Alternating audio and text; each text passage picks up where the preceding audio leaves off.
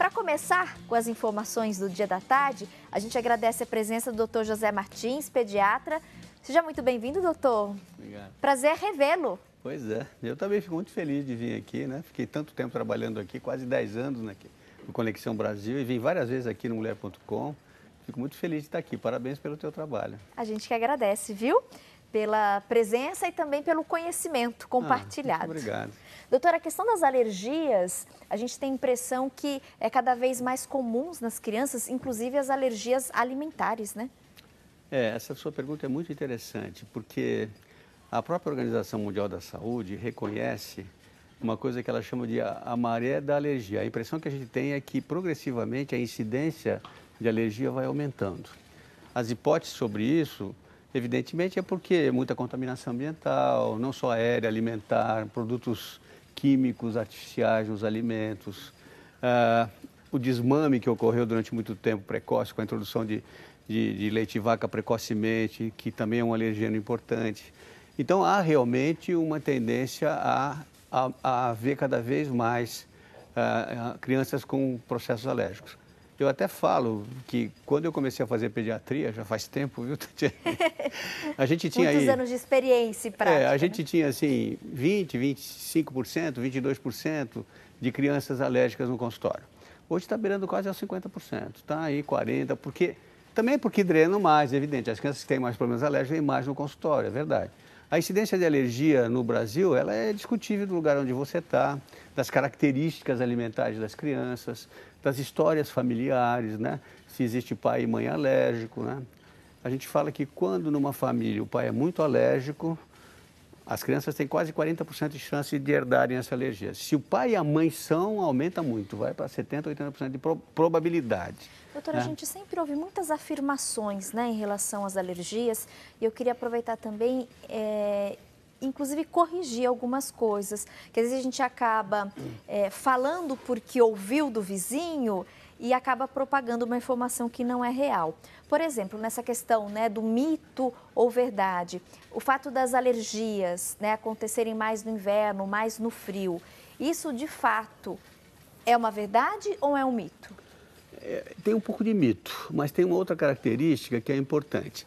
Geralmente, no inverno, as pessoas que têm uma tendência à alergia respiratória, tipo asma, tipo bronquite e tal, pelo fato da baixa temperatura, elas têm uma probabilidade maior de terem infecções secundárias, viroses, resfriados. Mas não é que o frio aumenta a alergia ou o calor, não. É uma questão de probabilidade. E não é porque está frio que você vai ter mais alergia. Às vezes as pessoas confundem, né? Então, pessoas que têm, por exemplo, resfriado de repetição, quase sempre precisam ser estudadas, que a maior parte das vezes são crianças com alergia respiratória. O que ela tem não é resfriado, é realmente uma mudança climática, pólen em suspensão, tempo seco com mais suspensão de partículas que são alergênicas. Então, esse clima não é tanto pela temperatura, mas pelas características ambientais associadas às estações do ano. Então, nós temos aí a nossa primeira tela, a gente já pode colocar como um mito essa afirmação. Alergias só ocorrem no frio, é um mito. É um mito, porque no verão também você também podem ocorrer em outras épocas do ano, com outras temperaturas, né? Mais uma afirmação, então, para a gente levantar aqui o debate, para saber se de fato é uma verdade ou é um mito. Cheiros fortes devem ser evitados? As vovós ficam loucas por isso aí, né? Elas sempre falam. Depende do cheiro forte, né, Tatiane? Se for um cheiro... Porque o que é o cheiro? O cheiro, quando você sente algum cheiro, você tem partículas em suspensão que estimulam suas células olfativas lá do nariz. E se esses cheiros estão traduzindo essas partículas e a pessoa é alérgica a isso, por exemplo, uma criança que tem alergia a algum tipo de inseticida, alergia a algum perfume da mãe, ela tem alergia a alguma coisa que você passou no solo, para limpeza e tal.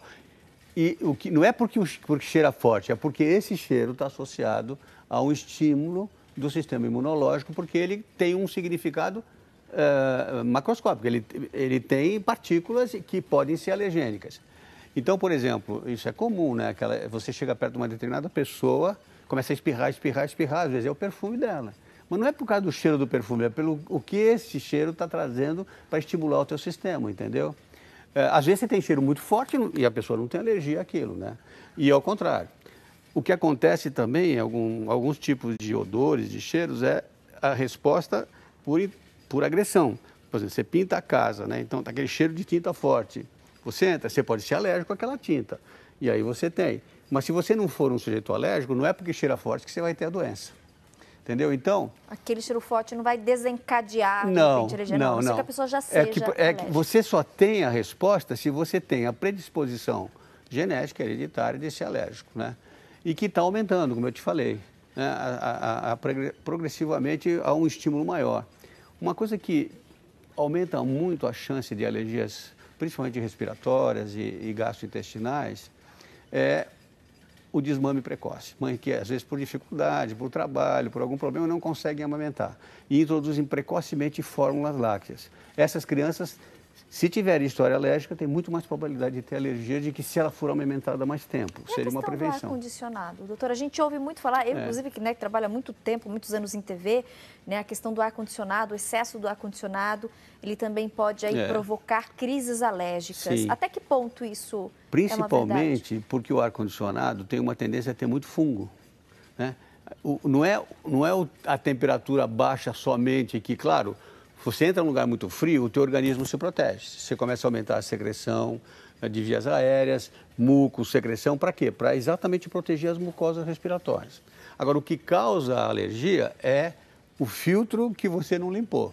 Então, para você usar ar-condicionado, você tem que ter uma manutenção muito boa. Você tem que fazer limpeza frequentemente e cuidadosa dos filtros do ar-condicionado, porque é isso que realmente traz problemas. Existem casos muito famosos de pessoas que tiveram doenças respiratórias graves e que era por causa do ar-condicionado, entre aspas, mas do que tinha nesse ar-condicionado. É a mesma coisa o ar-condicionado do carro, né? No verão, todos nós usamos ar-condicionado no carro, mas quantos de nós trocamos o filtro do ar-condicionado? E às vezes leva o carro para revisão e não troca. Você troca o filtro do motor, o filtro do freio, o filtro do óleo e tal, e você vai, a hora que você abre o filtro do ar-condicionado, está sujo, está preto. Não é uma frescura, né, doutor? Então, realmente é algo necessário. É necessário, precisa limpar. Essa limpeza. Você tem que trocar com frequência e verificar isso, porque o ar-condicionado do automóvel é muito frequente. E quem é alérgico e está muito quente, então deixa o ar-condicionado ligado em cima do rosto, né? Vira, está dirigindo e põe o ar em cima. Aí quando sai de lá está rouco, está com o nariz entupido, é alergia respiratória. Mas não é só por causa da temperatura, é pelo que vem junto com esse ar que sai do ar-condicionado. Perfeito, mais um alerta importante, né? E temos mais uma afirmação. Eu quero que você, em casa, entre aqui no nosso bate-papo, mande a sua pergunta através das redes sociais ou através do nosso call center, 0800 777 0021. Próxima afirmação, doutor, lavagens nasais são eficientes? Ali a gente tem uma afirmação, lavagens nasais são eficientes? Olha, sim, utilizar o soro fisiológico, que é uma solução de cloreto de sódio, de sal, a 0,9%, é bem suave, ela tem uma função de limpeza e também antisséptica. Realmente, se você tem uma rinite alérgica, se você tem uma tendência alérgica, você fazer a higiene nasal com frequência, com soro, até meio frio, não gelado, mas frio, um soro que está conservado na geladeira, que não está contaminado, que você não encosta o conta-gotas no nariz, depois põe lá dentro de novo, porque aí você contamina. E o soro deve ser guardado, armazenado em geladeira? Eu prefiro, porque como você vai abrir, aquilo lá é uma solução de água com sal, é bom você tomar cuidado para não deixar isso ser contaminado. O manuseio dessa substância sempre deve ser com a mão bem lavada, abrir com cuidado, lavar bem o conta-gota que você vai usar, ou o spray, né? Usar um spray nasal com soro fisiológico não é para a família inteira usar. Você tem que, o da criança é da criança, o da mamãe é da mamãe, ou então tem que trocar o bico, né? Porque a contaminação no nariz existe também se for usado por várias pessoas. É muito comum a gente ver também alergias a bichos, a animais. A Simone Santana participou conosco aqui via Instagram, doutor. Ela comentou, Tati, meus 3 filhos são alérgicos, inclusive a gatos. Isso foi comprovado com os exames. Mas eu tenho gato em casa já há 2 anos e eles se adaptaram. Eu não percebo nenhuma reação. E aí fica esse questionamento, mesmo sem ela perceber sintomas, né? Olha, isso não tem problema ou pode ter alguma coisa ali escondida? Vou contar uma coisa para você muito interessante. Nós, da Sociedade Brasileira de Pediatria, da Academia Brasileira de Pediatria, hoje falamos muito em natureza. A gente fala que os pediatras têm que receitar natureza. O que nós sabemos é que crianças que têm vida ao ar livre, brincam descalças, na lama, tem árvore para pular, brincam, e tem animais em casa, cachorro e gato, têm menos doença do que pessoas que não têm esses animais e que são fechadas e trancadas numa sala. Porque a criança tem que desenvolver sua imunidade progressivamente. O fato dele conviver com os animaizinhos de casa, domésticos, aumenta a sua proteção e imunidade. Claro que pode haver alergia, sim, a pelo de gato, pode haver, mas não é todo mundo que tem. E às vezes não é tanto o gato, é aquilo que se passa no gato, aquilo que existe de estímulo. O que a gente sabe é que o desenvolvimento da imunidade, ele vai provavelmente crescendo até mais ou menos 2 anos de idade. Uma criança só vai ter a imunidade completa, se proteger das infecções, por volta dos 2 anos de idade. E essa faixa, desde o nascimento até 2 anos, é uma faixa de desenvolvimento total. Você desenvolve a parte motora, você senta, engatinha, começa a andar aos 1 ano, vai desenvolver a fala e vai desenvolver também os teus aspectos imunitários. E isso vai aumentando progressivamente. Por isso que é preciso um pouco de cuidado em não rotular as crianças precocemente de alérgicas. Às vezes não é. Às vezes é uma resposta dessa criança da maneira como ela reage. E o fato de você ter um gatinho em casa e a criança está bem é um sinal importante. Como essa mamãe aí fala que no passado ela teve uma criança com alergia e fizeram o exame, que é o chamado RAST, que é um exame para a gente ver se a pessoa tem alergia a alguma coisa, e deu positivo, então era verdade. Pode ser que agora essa criança tenha modificado e pode ser que ela não seja nesse momento alérgica. O que Isso pode acontecer, doutor? De repente, interessante em alergia. no período tem alergia, depois a alergia passa? Você sabe que é interessante isso é meio discutível, mas você pode ser alérgico a uma determinada coisa e não ser a outra coisa. De repente, o teu sistema vai mudando e você passa a ser alérgico àquilo, né? As alergias modificam, né?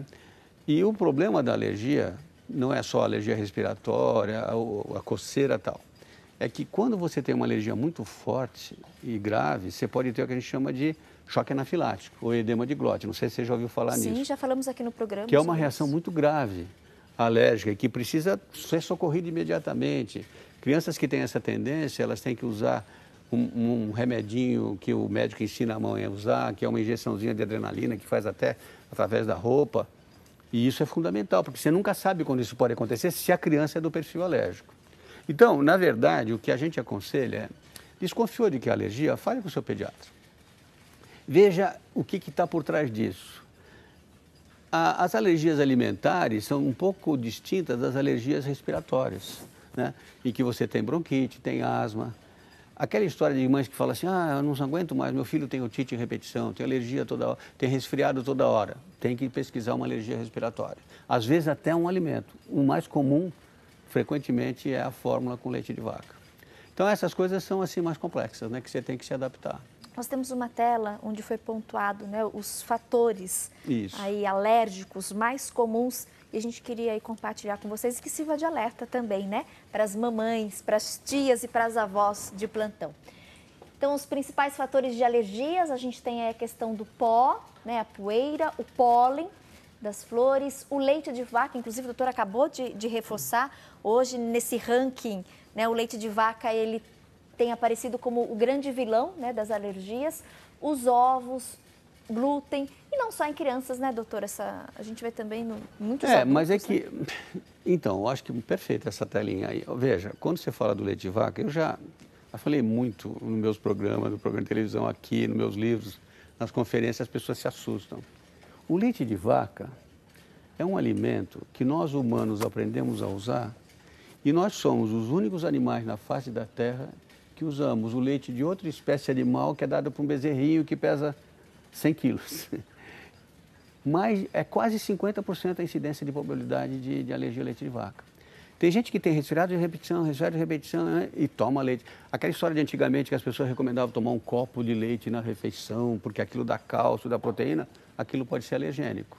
Aquilo pode ser responsável por muitos sintomas alérgicos respiratórios. E hoje muitos debates ocorrem, né, doutor? É inclusive algo bastante polêmico, muitos defendem, muitos são contra, mas eu acho que vale a pena, pólen, né, o leite de vaca. Não, acho que vale essa discussão, esse debate, acho que isso é saudável, né, rico. Claro, tem que discutir isso, porque é evidente que é uma fonte proteica importante, é uma fonte de cálcio, mas ele é alergênico para muita gente. Não para todo mundo, tem gente que toma e não sente nada.